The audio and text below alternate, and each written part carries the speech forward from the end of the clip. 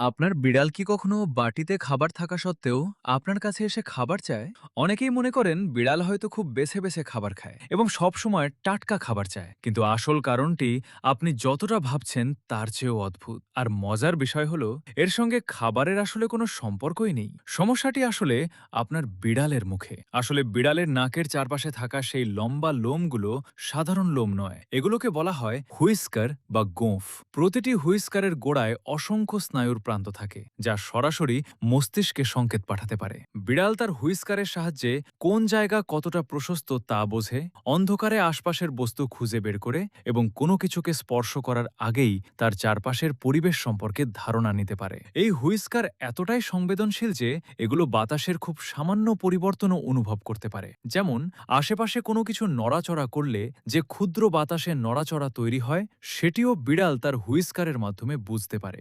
এটা অনেকটা বিড়ালের শরীরে থাকা একটি নিজস্ব রাডার সিস্টেমের মতো। কিন্তু সমস্যা হলো, এই রাডার সিস্টেম কখনো বন্ধ হয় না। যখন কোনো বিড়াল গভীর খাবারের বাটি থেকে খায়, তখন খাবার খাওয়ার সময় তার হুইস্কার বারবার বাটির দুই পাশের সঙ্গে স্পর্শ করতে থাকে। বিড়ালের কাছে বিষয়টি অনেকটা এমন অনুভব হতে পারে যেন সে খাবার খাওয়ার সময় বারবার কেউ তার মুখে স্পর্শ করছে, আর এটি তার জন্য অত্যন্ত বিরক্তিকর হতে পারে।